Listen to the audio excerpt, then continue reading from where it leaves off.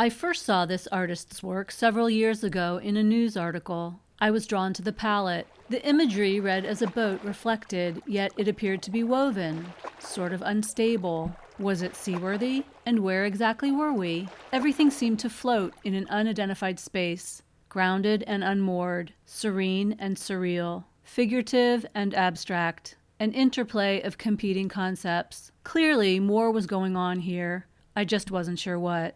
Welcome to the work of Ficre Ghebreyesus, an Eritrean-American artist, activist, photographer, and chef. An intellectual omnivore and citizen of the world, Ghebreyesus approached life with unceasing curiosity. A polyglot, he spoke 7 languages, Ghebreyesus tied together history and art across continents and across time through his work. Born into war in 1962, he fled the country at 16, traveling as a refugee from Sudan to Germany and Italy before arriving in the U.S. in 1981 at age 19.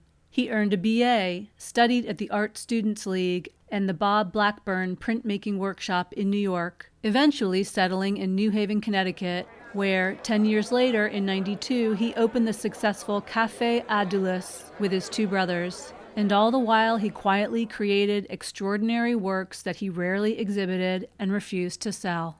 Immersed from a young age in the rich and complex cultural fabric of his native city of Asmara, his artistic influences were myriad: Coptic Orthodox churches with biblical mosaics, Eritrean crafts, textiles, the cave paintings near his childhood home, modern jazz and the polyrhythms of the African diaspora, masterworks from Matisse to the Scrovegni Chapel in Padua, Italy, to the stunningly varied collection at Yale University, which he attended. He took it all in, and it all came out in his work, a blend of abstraction with landscape and figuration while capturing the refugee and immigrant experience. To quote Ghebreyesus, "My painting allowed me to finally process the seemingly dissonant visual information."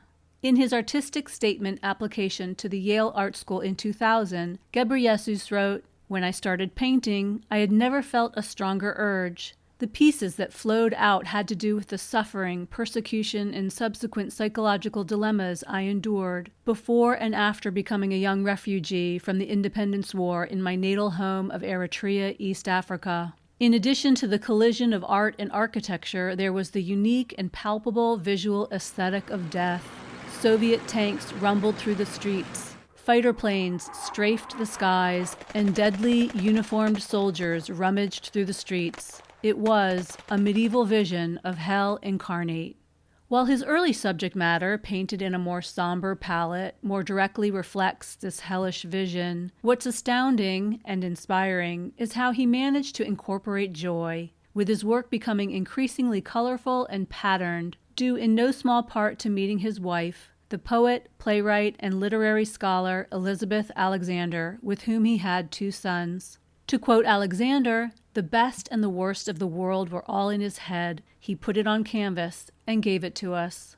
In 2012, just 4 years after devoting himself to painting full-time, Ghebreyesus unexpectedly died from a massive heart attack. He was just 50 years old. A true devotee to craft and creative evolution, Ghebreyesus had not sought representation during his lifetime. Galerie, Lelong and Company, with offices in New York and Paris, now represents his work, some of which is now part of the SF MoMA and the Baltimore Museum of Art collections, among others. Painting, Ghebreyesus wrote, was the miracle, the final act of defiance through which I exorcised the pain and reclaimed my sense of place, my moral compass, and my love of life.